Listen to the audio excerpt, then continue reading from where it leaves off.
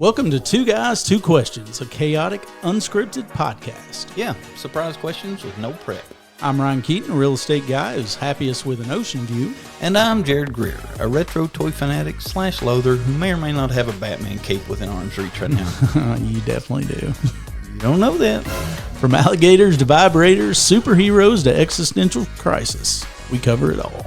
Plus, every month we'll bring in a mystery guest and try to keep things extra unpredictable. So if you like spontaneous conversations, French bulldogs stealing the show, and two guys who think they're funnier than they probably are, then you're in the right place.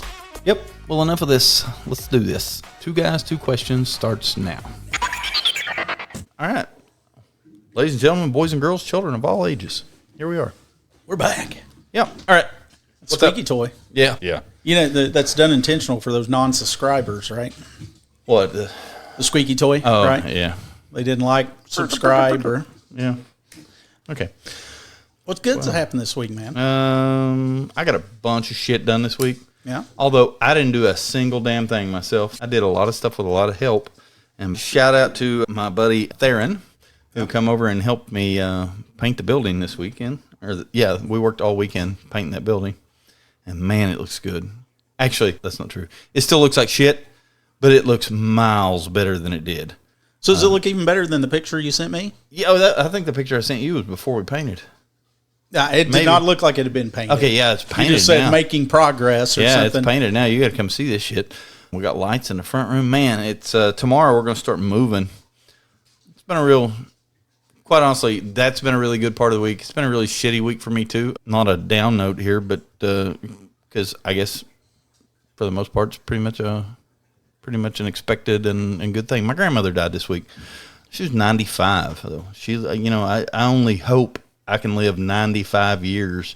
Yeah. See as much cool stuff as she saw throughout her life. And, I talked to her a couple of days before. She told me she was ready to go. Yeah. Sign me up. So she went, my grandmother's very faith driven. So she went where she wanted to go. Yeah.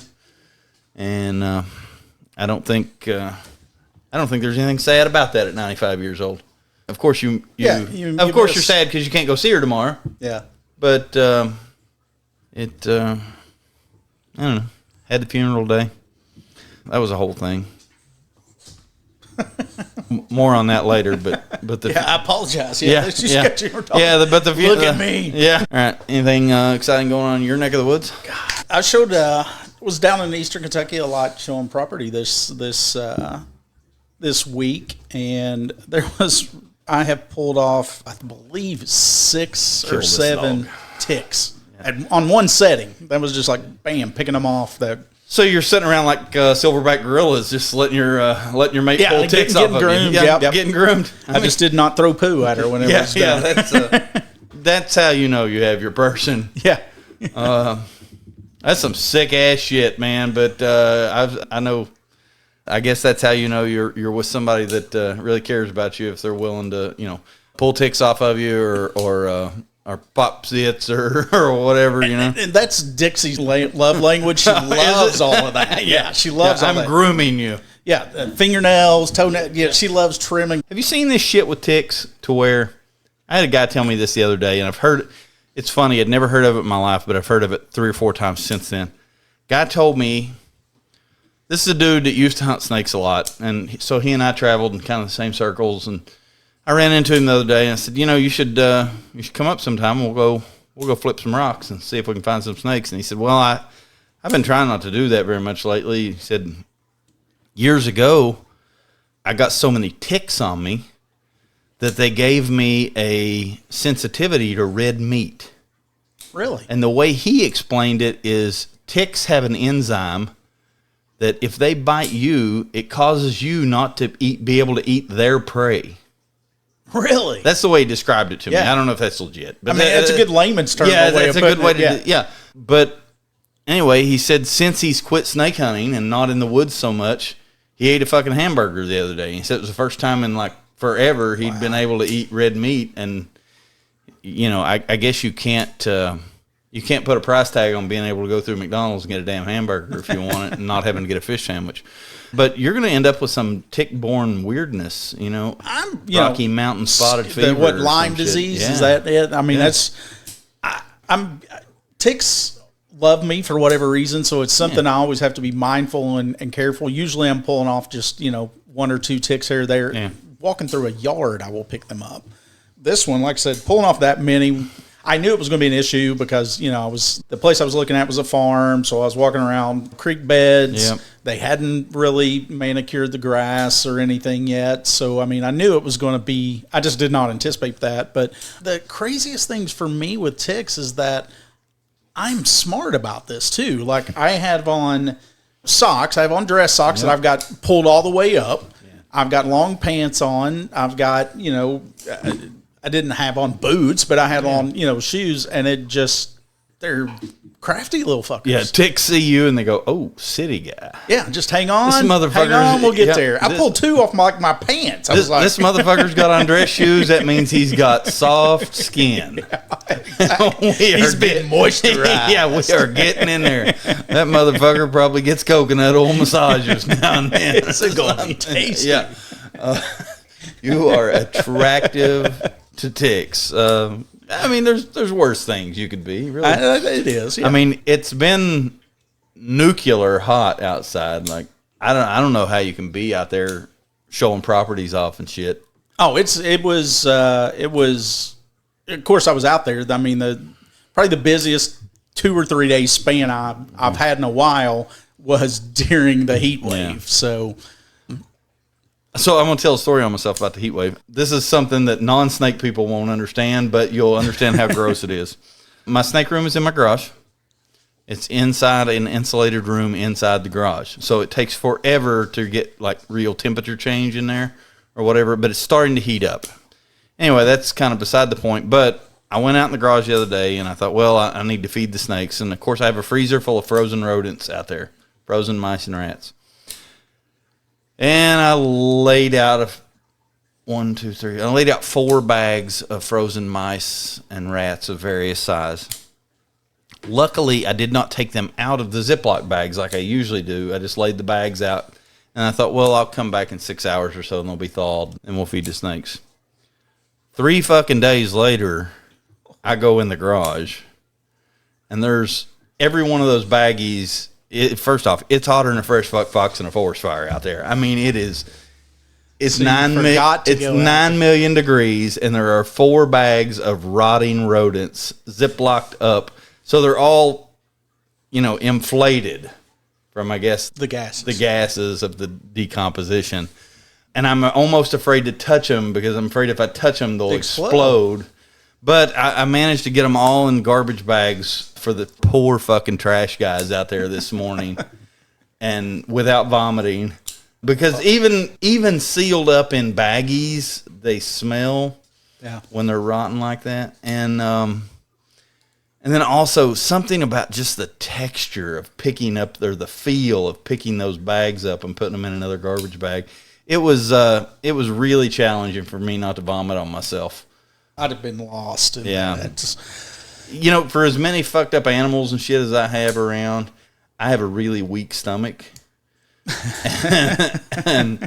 and this sometimes the goofiest things will make me want to throw up on myself, and it's bad.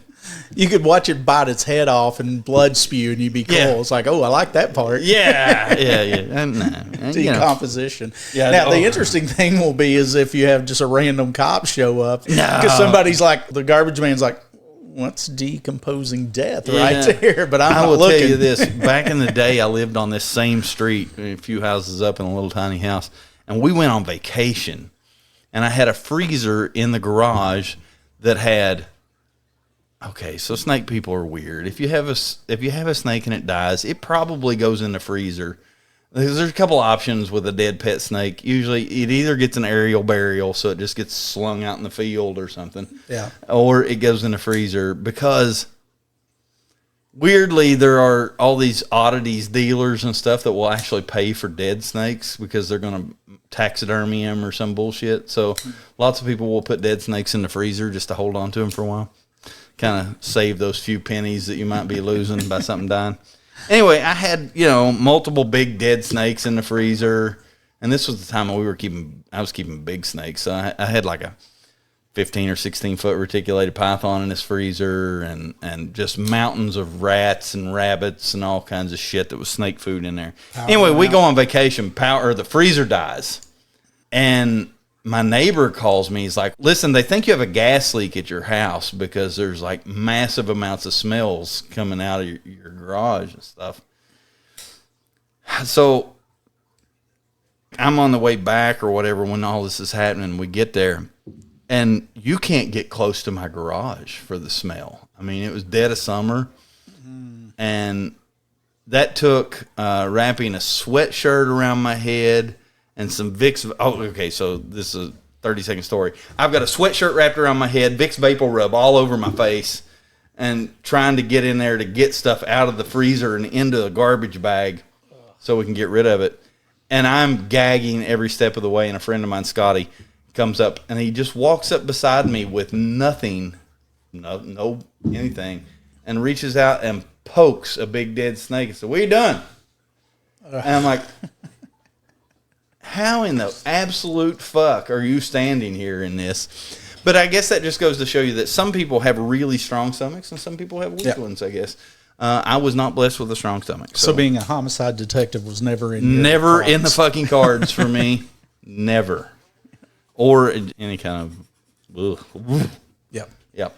Anyway, what else? I'd say you nailed it. I guess. Yeah. Okay. Yeah. That's insight for the non-snake people in the world. Yeah. Death. Okay. Yeah. Death shit sinks. dies. Death sinks. Shit dies. All right. You got a question? Or you want one? Well, I got a question. I'm curious if I know what's triggered this thought process, but I'm kind of curious. Do you feel like that? Is it better to stay in a routine work-wise that you don't hate, don't necessarily love it, or to risk it all to really go after something that you do love? But you don't hate it. I hate routine on its face. You're nothing but routine, in a way. My routine is nothing's routine, though. Yeah. I don't know. Maybe I'm also, as I say that, I'm very much a fucking creature of habit. Yeah. But I think it's an interesting question. I left I guess, so this will answer this for you. I left a better day job than most people in this area will ever have in their life to go sell comic books because I didn't like getting up at the same time every day. Yeah. That was the most secure, good job I could ever ask for. Great pay, great benefits, all that. And I said, you know what? I think I'm going to go sell funny books. And that's what I did. And that was a real fucking challenge. But I'd rather... I don't know. Is your routine working for yourself? Or is it punching a time clock? No. Like, I don't ever want to punch a fucking time clock. In other words, it's a safe routine. Okay. You don't love it. Yeah. You don't love what you're doing, but you don't hate it. I mean, that's... But the alternative is that you're chasing what you do love, but you're risking it at all at that point. I guess a couple things. One, there are many, many kinds of people. And everybody's going to have... And that's the reason I'm asking you. Because everybody's going to have a different answer for this, but... Because some people will go, oh my God, I'd love to be in that situation. Yeah. I have... To have something I don't hate that I'm still doing. Friends I went to high school with are super secure in their jobs that they've had for 20 years or whatever. They went to college to get this job, and they're doing the same thing every day, and that is a dream for them. That is not for me, I don't think. I mean, I guess... I don't know. I guess the answer for me personally is both. I'm going to stay in the routine, but I'm going to try to do something else at the same time. But I think the only challenge with that is whatever... So yeah, it's hard to serve two masters. You can't serve two masters. I mean, because whatever you're chasing after is going to get half-ass. Yeah. You know, because you've got all this other, and that's... Or, this is what I'm not good at, let somebody else do the routine. You chase the new thing. Yeah. Which is ideally what everybody wants. You want to start something, you want to put somebody else running it, and you want to walk away from it, and you want to do something else. Because if not, you've just created yourself a job. You didn't create a business. Right. Yeah, 100%. I mean, that overall, that's tough. I see the validity in my dad's generation and my dad's chain of thought. You know, my dad worked his way up through the construction and then kind of into the corporate side of construction world, and you know, but his goal was to work until 65 years old and retire on his pension or on his 401k and call it a day. So he didn't take very many chances. He just slow and steady won the race and was very secure and didn't hate it. Although I think Dad still would tell me today that he never had a job he actually liked, because if you like it, they wouldn't call it a job. That's just my dad's mentality. I definitely see that there is some charm to that. It's just not for me. Yeah. Routine is something. I definitely have routine in not being routine. I have routine that says when I get bored, I'm going to start something else, and either I'm going to have the first thing I was doing under control, or I'm not, and I'm going to give up on it.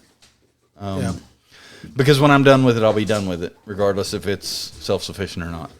I know that sucks. That's stupid.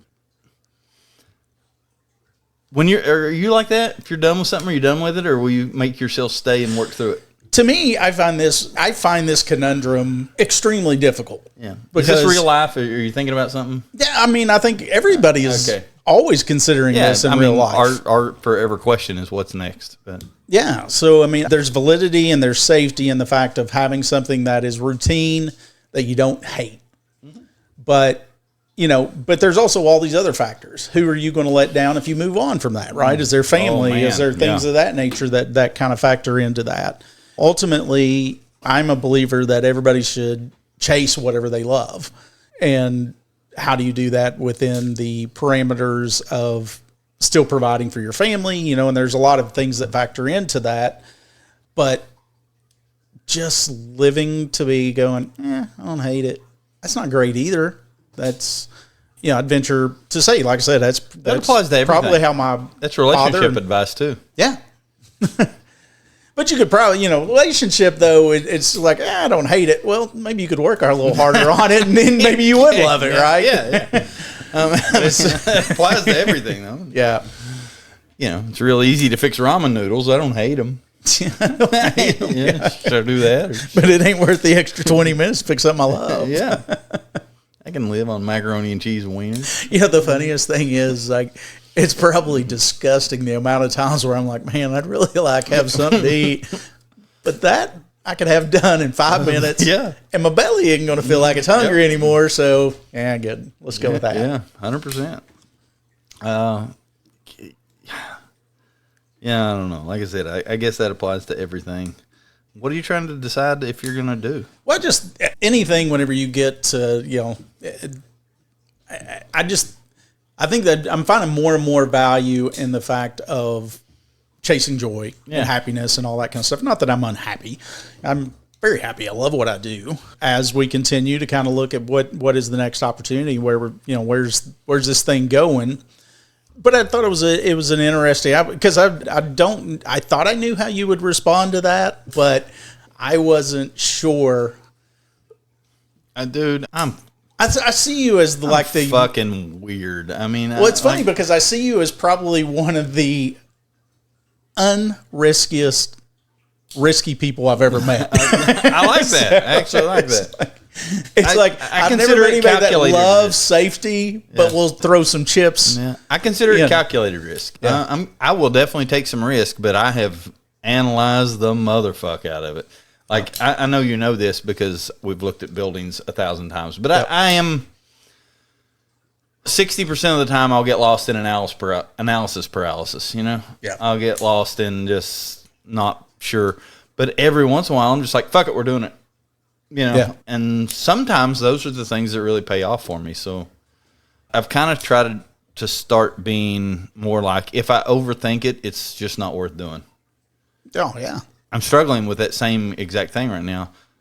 I want, and it's pure nostalgia or pure sentimentality, I want to buy my grandmother's home. It's probably going to go on the market. It may or may not go on the market. I don't know. But either way, I sort of want it, but I don't know why. Yeah. Like, it's not a good property for anything. It's funny that you say that, because I'm battling a little bit of that right now because they're at the point of selling my nanny's home, which at this point it's been a year and a half, 2 years, but I don't need it. Yeah, that's me. I don't know what I would do with it. It's going to need work, so even if I'm going to get it, and but there's part of me that, and after talking to the family a little bit, part of them would be like, okay, that's kind of cool, and then Tristan can live there, and Tristan, of course, has the baby coming, so my grandmother would love the idea of that, but yet cost-wise, it doesn't make sense, to where it's. So I know exactly what you're saying. Yeah, so like my grandmother's home, the plumbing's shit, the HVAC is shit, the electrical is shit, every wall in the place is cracked. It's a home that was probably built in the 20s or 30s. Yeah. It's just like... Something like this one. It's like, why would anybody buy it? It's a money pit, but I sort of want it. And I don't know what I would do with it. Is it in Grayson? It's in Grayson. Yeah. But I probably couldn't even... It wouldn't make a good rental. It wouldn't make... And I wouldn't want to rent it to anybody anyway. I'd want to buy it and leave it just sitting the way it is and stop up there and stop up there and drink sweet tea every now and then or something. Yeah, that's one thing about my grandmother. She always had a pitcher of sweet tea made on the counter. And so I don't know. I'm really arguing with myself over that. Even though I'm not even 100% sure it's possible, I'm already having the internal conversation of should I or should I not? And I think that's my answer already. I'm fighting with myself over it, so I probably shouldn't do it. Well, because for one, it's probably got a lot of nostalgia that's factoring into that decision. But yeah, and it's also really, really new, right? Because that just is something that's happened in the last few days. So which is not always the best time to make a big financial decision. You're right. All right. So I guess leading out of that, and because it's heavy on my brain lately, how you going out? And I'm not saying how you die and you're getting hit by a bus or whatever. I'm saying, what do you want as far as your arrangements are? Or is that too personal to... it's not too personal, is it? No. Okay. Like what do you want? I'll elaborate on this a little bit. I've been to a few funerals lately, and you come to notice what a business the funeral world is. Mm-hmm. You're going to get the deluxe package with 3 songs played, and the preacher's going to read the whatever the fuck, the notice, the death notice, and then the preacher's going to try to convince you to go to church, and then we're going to put them in the ground, and it's like such a routine thing. And I guess, because 40 people a day die in every town probably, so they do this over and over and over and over again. But at the same time, if we lived in India, they'd probably take us out and throw us in the fucking river. What's the river there they throw the dead people in? Not sure which one it is. I know what you're talking about. Or if we lived somewhere where there were Viking motherfuckers, they'd probably burn us, Yep. What's your thought on what your afterlife situation is? Yeah, for me, and I've tried to be incredibly clear to anybody that will be put in a position to make those decisions. So my kids and Dixie, I want the absolute least amount spent, period. Burn me, do whatever you got to do, buy the cheapest freaking casket, whatever is mandatory to burn in. Because to me, that's a waste. Yeah. But I also want to have the flexibility there to okay, this is what I want. I want the least amount of money spent. I expect and want nothing. If you all want to get together and have a celebration, fine, whatever. But this should be yours. So if you feel like you need a funeral with a preacher and all that shit, for the living. I don't, I don't want a preacher at my service or anything like that. But if I feel like, if the family feels like that'll make them feel better and somehow get through it, have at it. I've always told my kids that I want you to take and spend the least amount that you could possibly spend, or I'll have it paid for or whatever, and then figure out what it would have taken for me to have a quote unquote big funeral and then people parading through there. And then I want you 3 to go on a freaking road trip and spread my ashes and shit wherever you all want to go, tell stories, talk about what an asshole I was, how much you enjoyed, how that makes you laugh. And my 3 kids, or 4 kids at this point now with Trent, I want you all to go out and just, that's it. You're all just going out and you're telling stories on, good, bad, and indifferent, and have a few laughs. Yeah. I'm with you on that. I like to think, I'm dead. I won't give a fuck. But at the same time, I was sitting there today in my grandmother's funeral, and I'm looking around, and my grandmother was really big on the family. She was big on, she wanted to have, these massive family dinners and things like this. My whole life, it was just all about getting everybody together as much as you can for my grandmother, and that got harder and harder as the years went on. But I'm sitting there in the funeral today, and it was not lost on me that pretty much my whole family was there. And I couldn't help but think, well, on some weird higher level, she would really appreciate the fact that we're just all under one fucking roof. Yeah. And then we all, had dinner together or whatever. And my grandmother made all of her own arrangements before she died, so her wishes were kind of carried out to the letter. But I don't know. I'm almost categorically against the business of funerals as they are a production, kind of, Yep. I don't know if he's serious. I'm not kinda. I'm 100%. Yeah. I probably need to discuss this with him again. But my dad literally told me one time, "Burn me before the next day, and don't tell a motherfucker I died if they don't call looking for me." Yeah. And I thought, wow, that's hard though. Yeah. I get it, but I get it for certain people. But I mean, to me, it is just, I would like to think and fully believe that my kids and Dixie or whoever's still around at this point could use that money a hell of a lot more than it being put into the ground. Yeah. With the cost to get you embalmed, and then, the makeup person, and then, a $5,000, $10,000 casket that you will literally see for a few hours. Yeah. It is amazing what all that stuff costs. And I hope either I die with enough money to where no one has to worry about burdening themselves with the cost, or they just tell him, well, he didn't have any fucking relatives to pay for it, so fuck it, put him in a pine box or whatever. Yeah. I'm like you. I just hope nobody spends a bunch of money to have a production level funeral for me. But I think that's our responsibility to make sure that the people that'll be making those decisions know. Yeah. And I mean, I've been telling my kids ever since they were probably 17 or 18, once they were old enough to where I could do it. Tristan probably heard it more than anybody, but I mean, I am just clear. And they all, and it's funny, as they've gotten older, they've kind of backed off, but 10 years ago, whenever I'd tell them, I want you all to take a trip, it's like, oh, we're going to have to do that because you want it. And I'm like, I do. Yeah. I will haunt your ass if you don't take the trip. You will be haunted. And they used to bitch about it. Now it's just like, we'll take the trip, Dad. So because I feel like that'll help them get over whichever way they're processing it, a little bit, to get out there and they can tell, oh, I didn't like this and whatever. I mean, it's our parents. It's always a complicated relationship with your parents as much as you love them, right? You always got some thing that they think, something you're harboring in your head that they have no fucking clue that they did. Yeah. And you don't realize that until you're our age, to where you go, okay, our parents knew as fucking little as I do right now. And you're just like, they were just doing the best that they could do. I think I was probably in my 30s when I realized that all the decisions that, okay, so I think we've covered this before, but I grew up, my mom and dad divorced, and Mom, don't get pissed off when I say this, but Mom always made it seem like my dad was just such a fucking asshole. Yeah. All the time. And Dad, don't get pissed off when you hear that, if you hear that either. But anyway, and so I kind of took that a little bit sometimes. Yeah. And I thought, well, Dad's making this hard or whatever.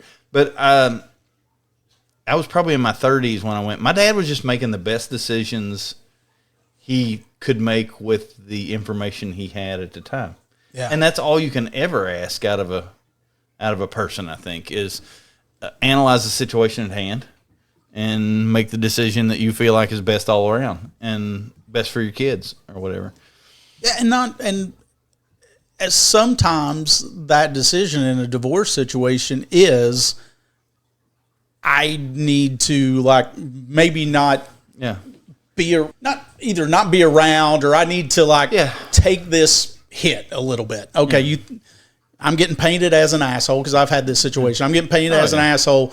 Do I turn around and do the same shit back? Yeah. Or do I, what, sucks, but this is what's best for my kid at this point, is to, if they think that or they're being told that, because I dealt with that myself, to where the same kind of stuff, just like bullshit was being said about me.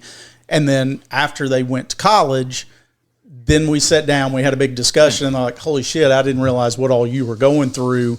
Now it's made us in a better situation than we've ever been before. But yeah, especially with divorce, there's no... So me and my oldest son's mom were never together.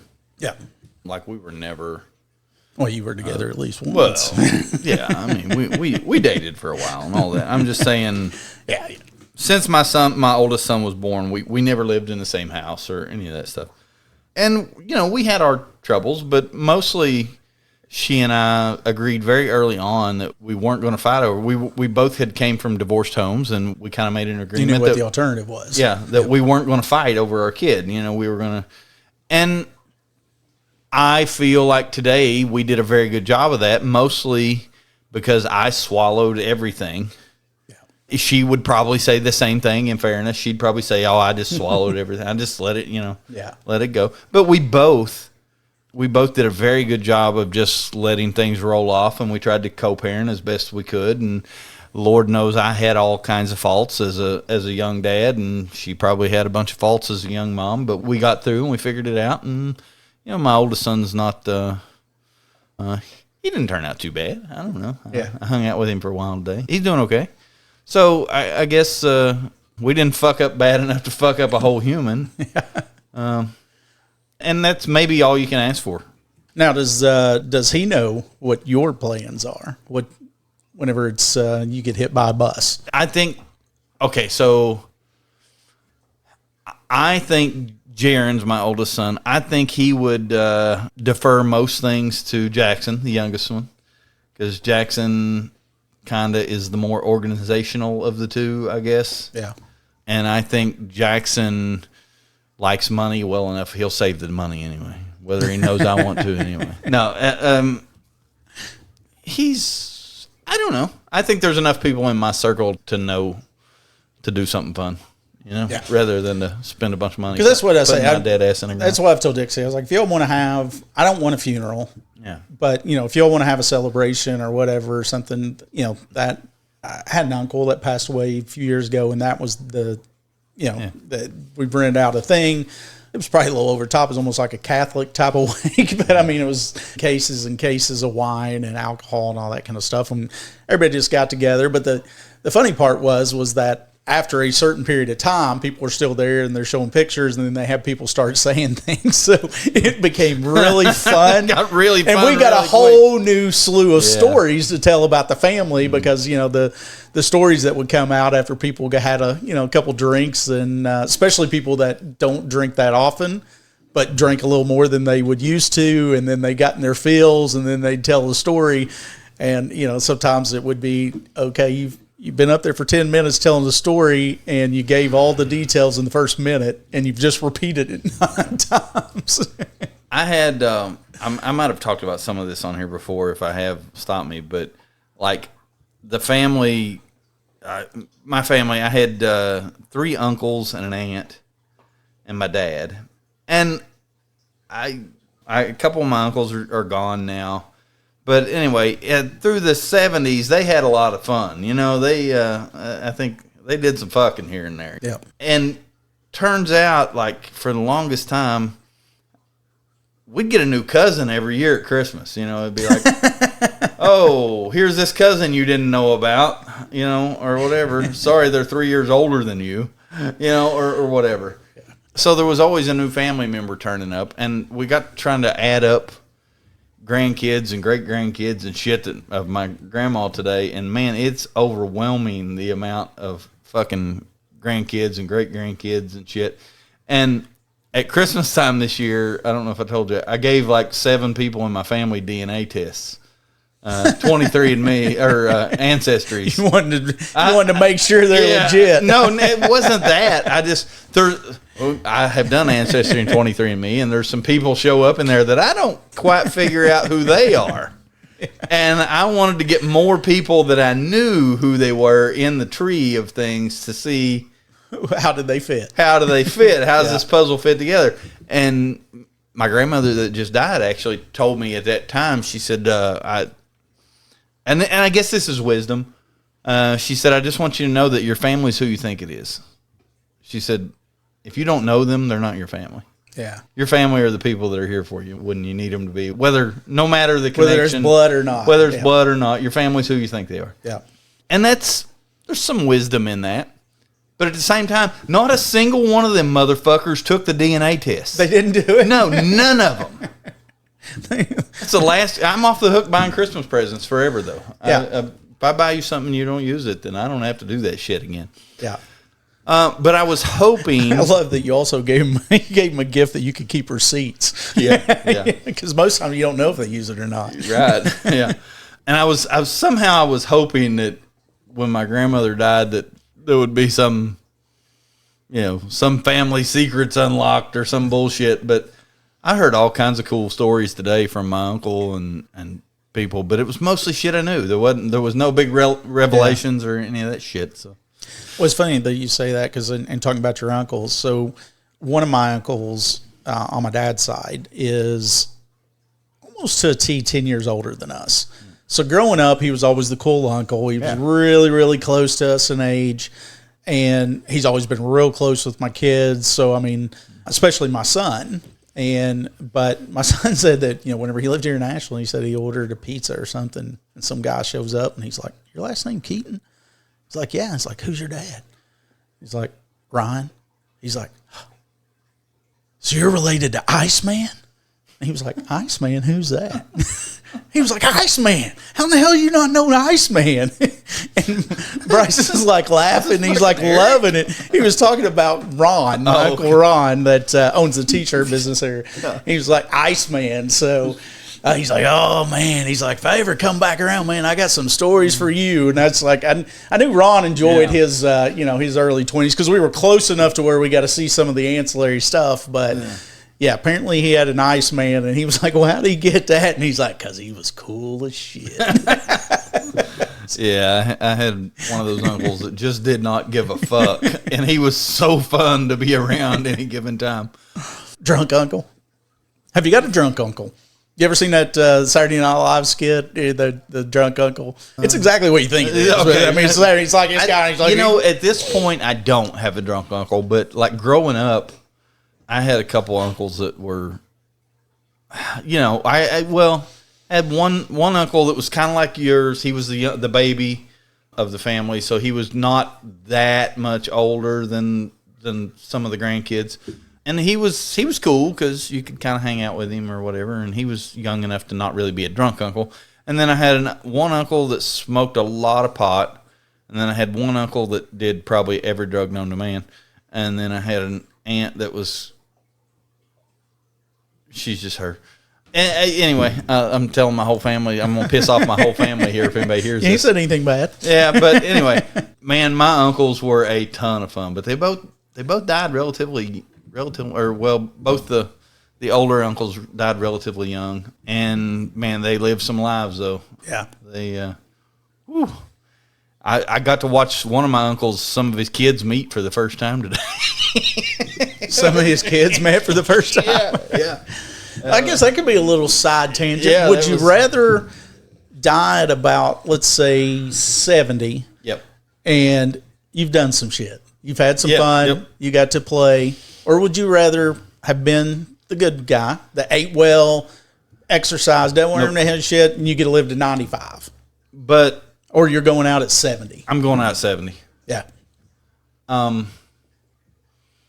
Which is funny because every time that I wanted maybe drink, whenever I was like, I think I shouldn't drink or do something, that's the story I tell myself. Yeah. And then whenever the next morning, if I've drank a little more and I probably should have, and I'm waking up, I'm like, you dumbass, wouldn't you rather live tonight?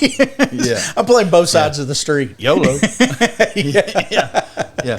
No, I want to go out at 70. I heard a comedian say one time that you don't want those last few years anyway. Those are the diaper wearing years, and you don't want to live a beautiful. You don't want to have a beautiful, or you want to have a beautiful corpse. Yeah, right? yeah, right.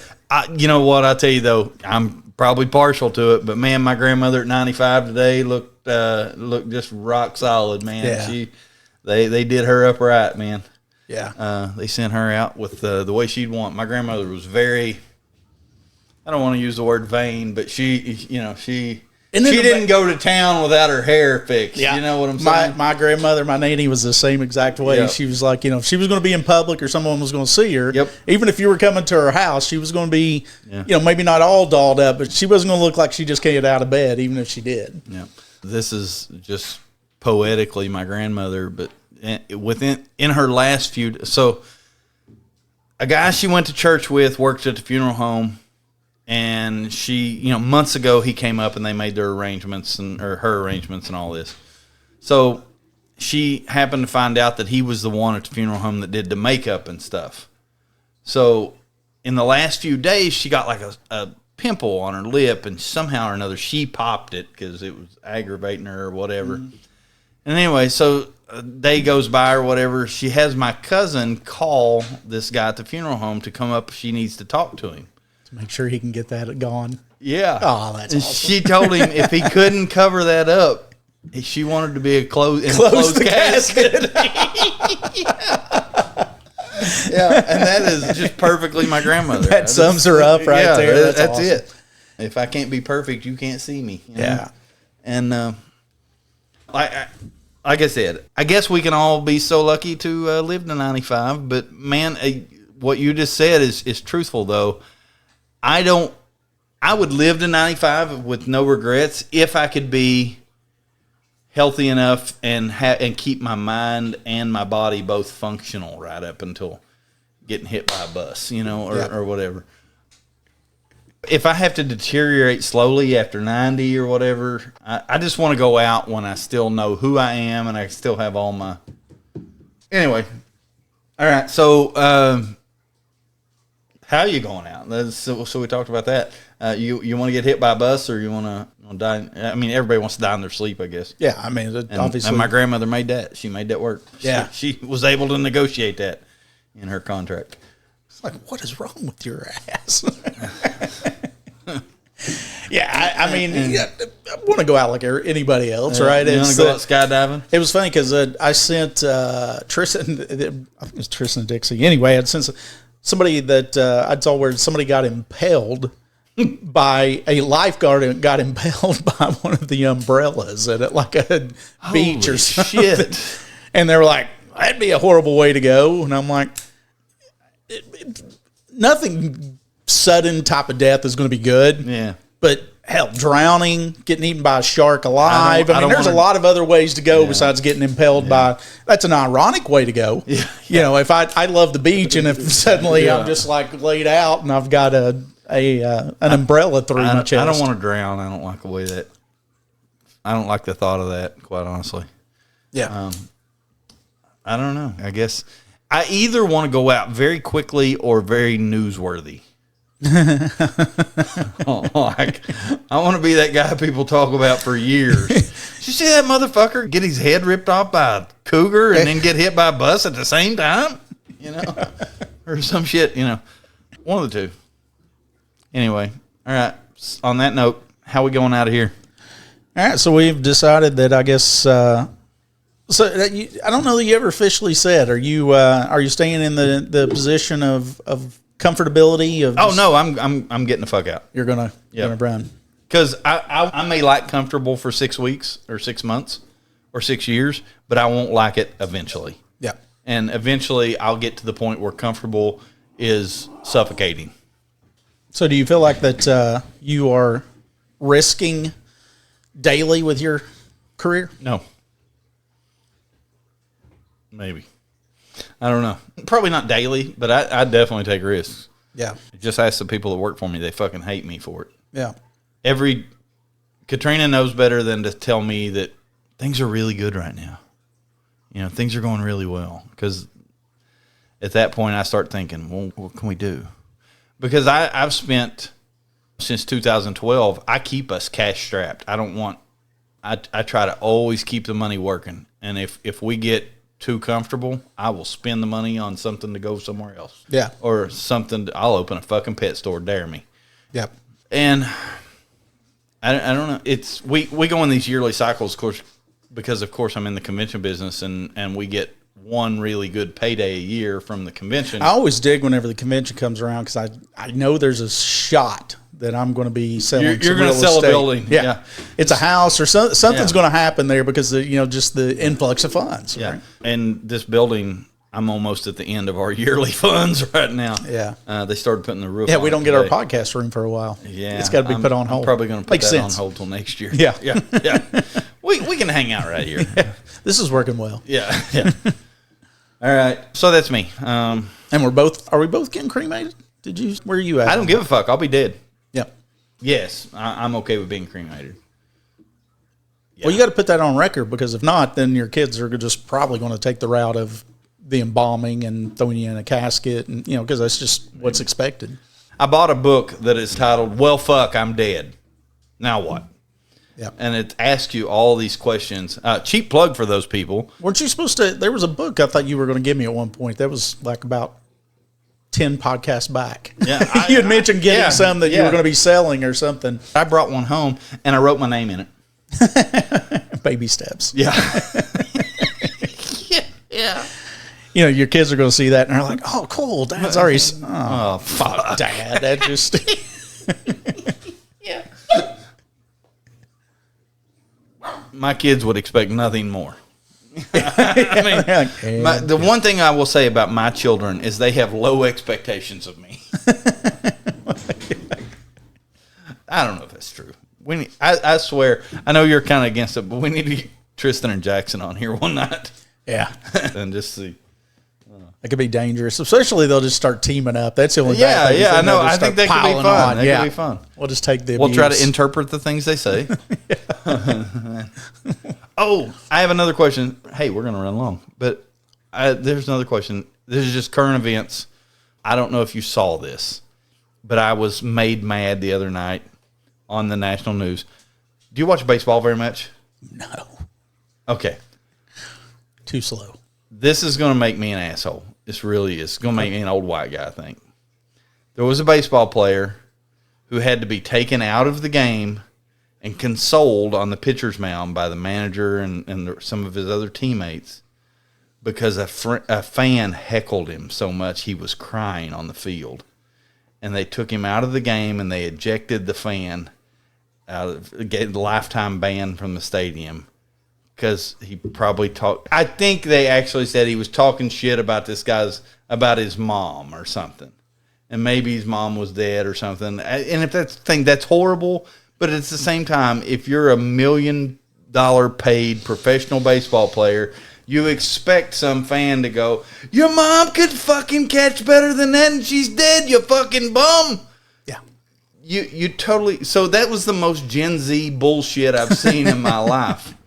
A professional athlete, they got a timeout. Got a timeout, brought on a support specialist and called him a psychologist. In from the outfield, on the mound, had a consultation session with him. He's crying. They take him off the field. And I feel bad for the kid. I do. If whatever. Yeah. If it really upset him, fine. But do you not expect that if you're a professional sports player? Of any kind, do you not expect some fan to be a fucking dickhead to you? I'm going to assume the dude was white. Ish.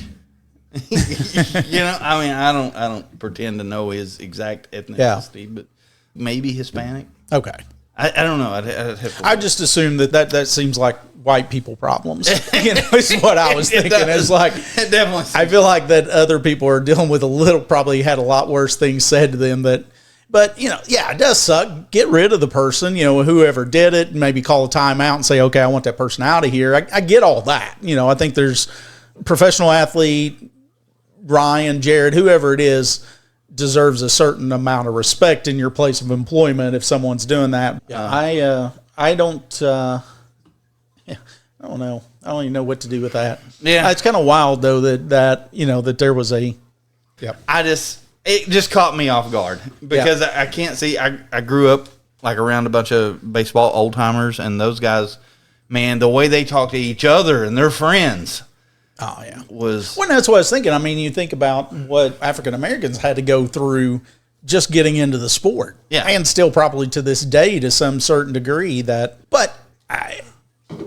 it's the other thing, the other side of that too, to kind of somewhat play into or talk about the gentleman. I mean, a lot of these people are raised by single mothers, and they play mom, dad, everything and all that kind of stuff. So, a lot of these times these have really, really good relationships with their mothers. I guess. I just think that I don't understand as a professional athlete though. That's an interesting concept though. I mean, I go both ways on it. I really do. I will tell you that, and it's probably something you're going to see more and more of. Yeah, my immediate reaction was exactly what I said. That's the most Gen Z bullshit I've ever seen in my life because that's just a cost of being a professional athlete. I feel like how many times did Michael Jordan get cussed at by anybody that the Bulls ever played? Yeah, every night. And there's actually a whole TikTok channel devoted to hecklers in ballparks, and man, some of them are hilarious, but evidently sometimes they go too far. So they cross the line, and you got to get a counselor. Yeah, yeah. All right. Anyway, that's all I got. Yeah. Brought to you by two old white guys. Yeah. All right. See you later. And just like that, another episode of Two Guys, Two Questions is in the books. We laughed, we learned. Well, we mostly just laughed. Yeah, and if you made it this far, congratulations. You now have random knowledge you never asked for. You're welcome. Don't forget to follow, subscribe, and leave a 5-star review. Or don't, but just know if you don't, we're bringing back the squeaky toys. Oh, it's coming back either way. Until next time, same two guys, two questions, and absolutely no idea what we're doing. Perfect.